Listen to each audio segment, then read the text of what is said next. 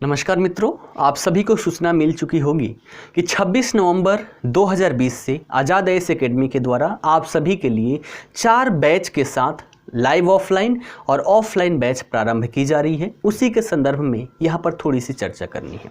आप सभी को पता होगा, पहला सब्जेक्ट यहाँ पर क्या है, ज्योग्राफी, जो कुलिंदर सर के द्वारा करवाया जाएगा। दूसरा है विज्ञान एवं प्रौद्योगिकी, साइंस एंड टेक्नोलॉजी, जो मेरे द्वारा करवाया जाएगा। तीसरा है इंटरनेशनल रिलेशंस, जो रावेंद्र सर के द्वारा करवाया जाएगा। और चौथा है एथिक्स, जो रवि प्रकाश आजाद सर के द्वारा करवाया जाएगा। अभी हम चर्चा करेंगे विज्ञान एवं प्रौद्योगिकी के बारे में। इसके संदर्भ में क्या सिलेबस दिया गया है यूपीएससी में, है ना।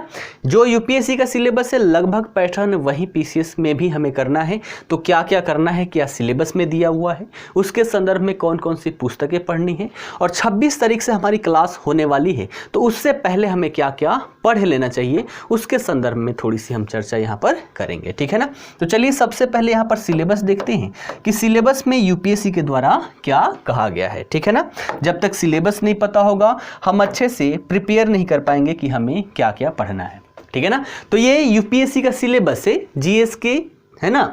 जीएस का जो पेपर है, पेपर 3 है ना, सामान्य अध्ययन प्रश्न पत्र 4 के अंतर्गत क्या आता है हमारा, सामान्य अध्ययन पेपर 3। प्रश्न पत्र जो 4 है ना, यूपीएससी का प्रश्न पत्र 4, उसमें जीएस पेपर 3 के अंतर्गत जो सिलेबस दे रखा है उसमें प्रौद्योगिकी, आर्थिक विकास, जैव विविधता, पर्यावरण, सुरक्षा तथा आपदा प्रबंधन, इतने सारे चीज आता है। इसमें से हमें क्या देखना है कि प्रौद्योगिकी में क्या क्या सिलेबस के रूप में दिया है जिसे हमें पढ़ना है।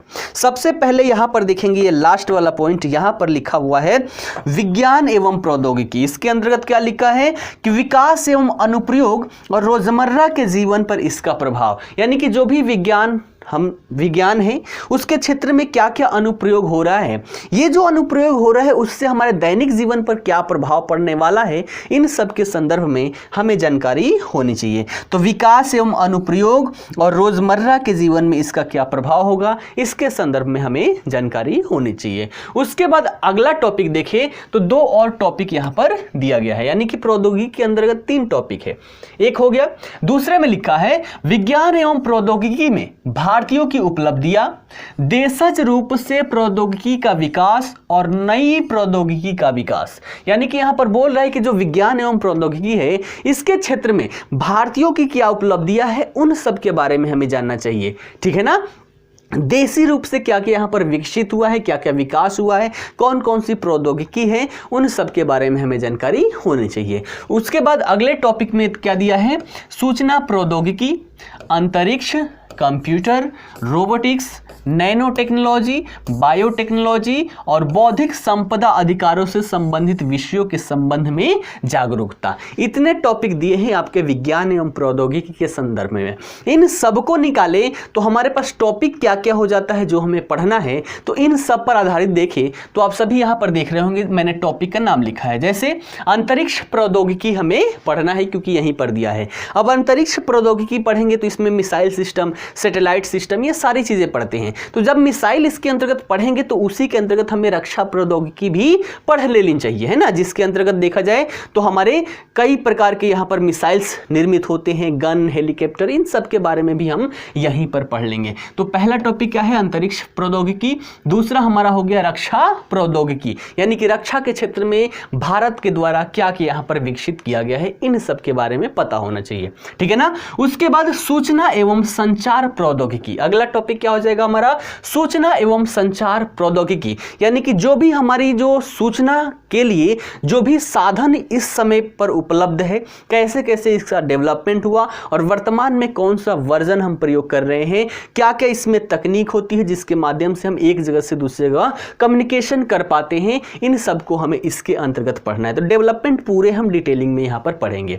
उसके बाद यहाँ से इसी से जुड़ जाएगा हमारा कंप्यूटर, क्योंकि इसमें देखें तो कंप्यूटर का बहुत बड़ा रोल होता है और कंप्यूटर में सुपर कंप्यूटर का अपना नाम सुना होगा, तो इन सब के बारे में भी हमें पढ़ना है। कंप्यूटर के कितने प्रकार, इन सब के बारे में भी हमें पढ़ना है। उसके बाद देखिए तो सॉरी ये डबल हो गया है, इस टॉपिक को हम काट देते हैं, ठीक है ना।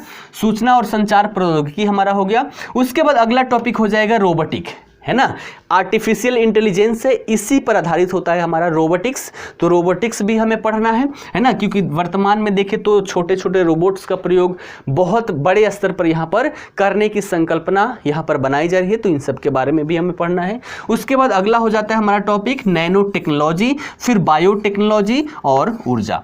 देखा जाए तो इतने मुख्य टॉपिक है और इसके अंतर्गत बहुत सारे और भी टॉपिक आपके जुड़ेंगे। तो विज्ञान एवं प्रौद्योगिकी के अंतर्गत इतनी सारी चीजें हमें पढ़ना है, ठीक है ना। तो ये हो गया हमें हमारी सिलेबस और कौन कौन से टॉपिक यहाँ पर करने हैं, ठीक।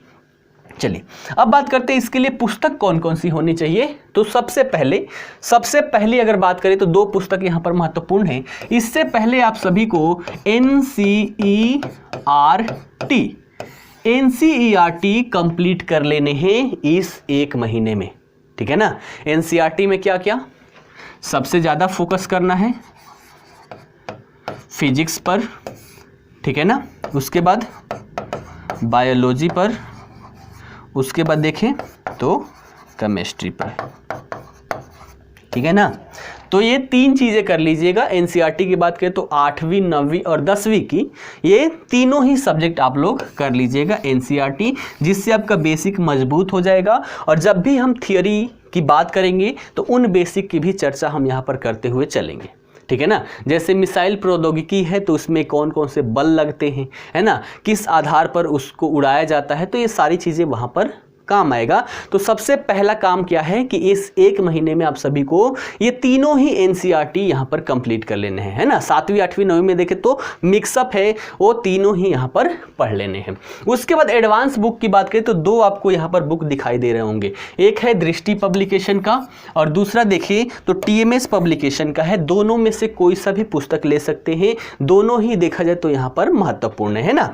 तो विज्ञान एवं प्रौद्योगिकी दोनों में से कोई सा एक पुस्तक ले लीजिए, दोनों ही यहाँ पर अच्छा है।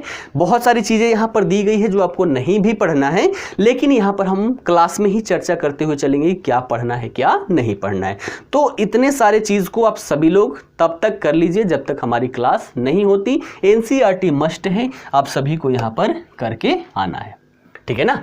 प्रारंभ कब से होगा आप सभी को पता है, विज्ञान एवं प्रौद्योगिकी 26 नवंबर 2020 से प्रारंभ किया जा रहा है। और किसके द्वारा, ये मेरे द्वारा करवाया जाएगा। और टाइमिंग की बात करें तो 11 से 12:30 की टाइमिंग रहेगी, ठीक है ना। तो आशा करता हूँ सारी जानकारी आप सभी को मिल चुकी होगी। एनसीईआरटी को आप सभी लोग कंप्लीट कर ले ताकि जब भी हम क्लास में होंगे कोई भी दिक्कत यहाँ पर ना हो, ठीक है ना। चलिए धन्यवाद।